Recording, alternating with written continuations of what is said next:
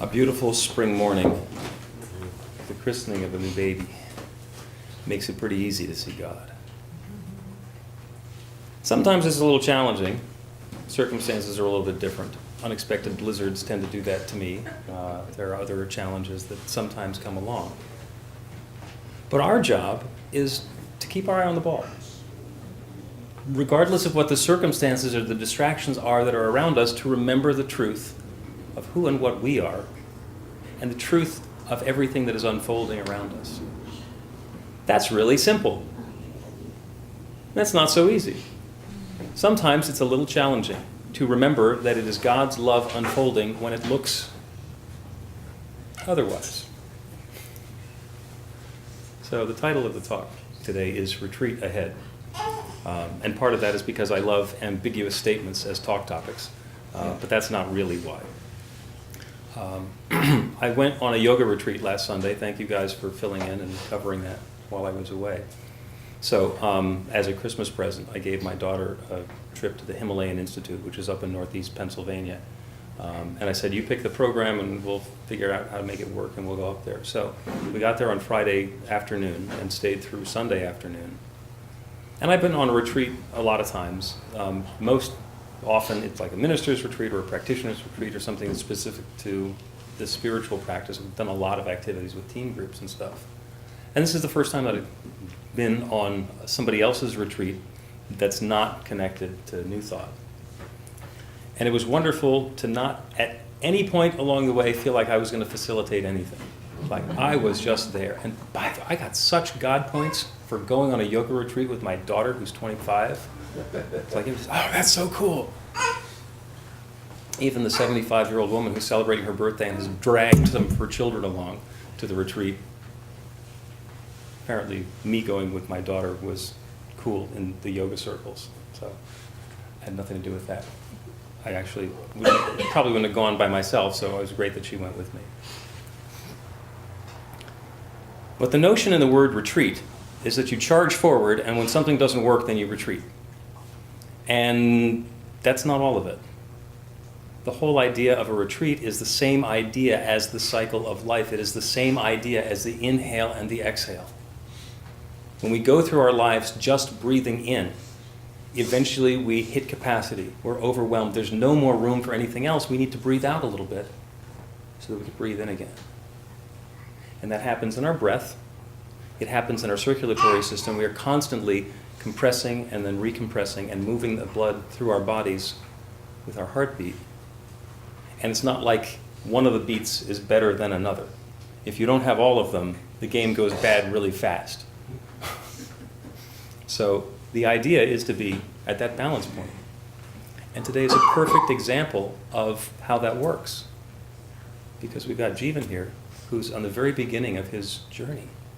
He's just starting out. He is 100% potential. Nobody has decided what his life is going to look like at this point. He can do or be anything.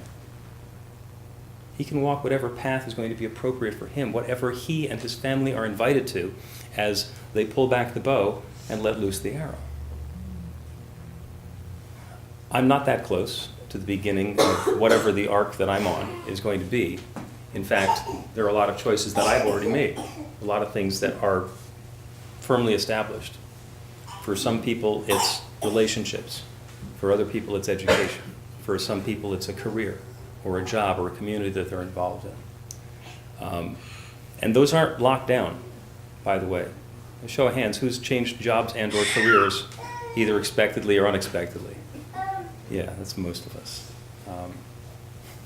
Somebody at the retreat last weekend said, and you may consider changing jobs or changing careers. And I said, I'm on career number 9. I want to stick with this one. I could let go of career number 8 that I'm also still working. But the idea of a retreat, because it comes to us from the military term, we're going to charge ahead, and then if it doesn't work out, we're going to retreat. Don't let it seem that way to you. When the challenge comes along, when I've been faced with changing spiritual communities or changing careers, several of the careers that I've left behind are for industries that no longer exist. Anybody here a typesetter?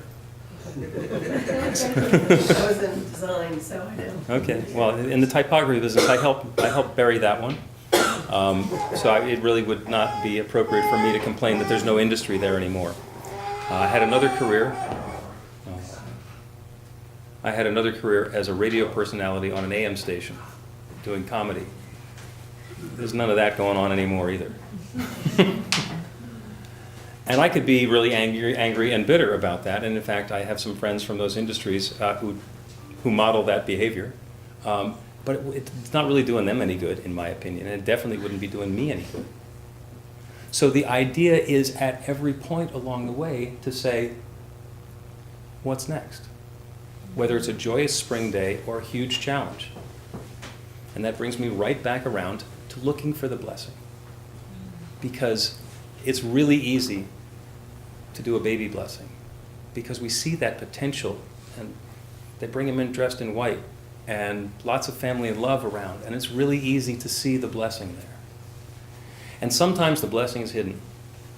Your chosen career field went away. The person who you thought was going to be here forever is gone. And in the middle of that experience, it's really sometimes very difficult to see the blessing, to understand that that career shutting down is opening up a new opportunity for a different career. That expectation about a relationship is making way for some new relationship.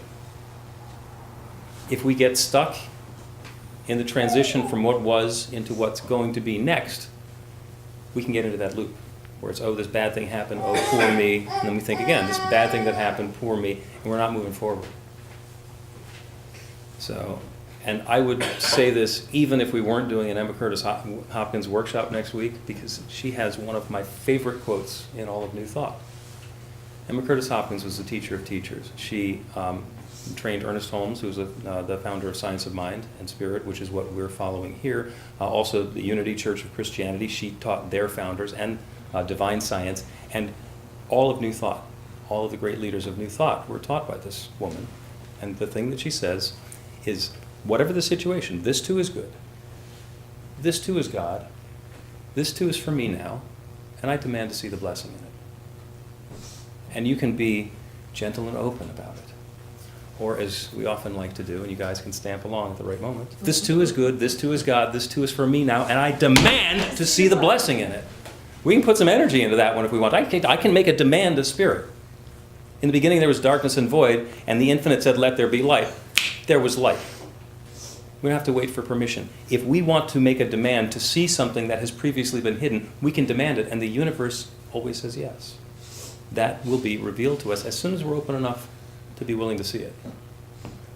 Because if I say I want to see the blessing, and then the blessing is all of these things need to go away in order for something new to show up, and I go right back to, but I like these old things, it's like it's going to take a while to get around to seeing the blessing in it.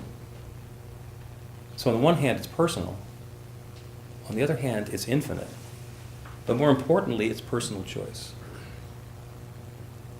So we thank you this morning, Levi, for teaching us, for allowing us to become aware of the blessings that are available at all times in our lives and for everyone around us. So we get to continue to remember this situation and remember the blessing of life itself, the blessing of love itself. I invite you all to do that this week on an ongoing basis. Bring back to mind that you can demand to see the blessing and allow that to show up. Thank you. So it is. So it is.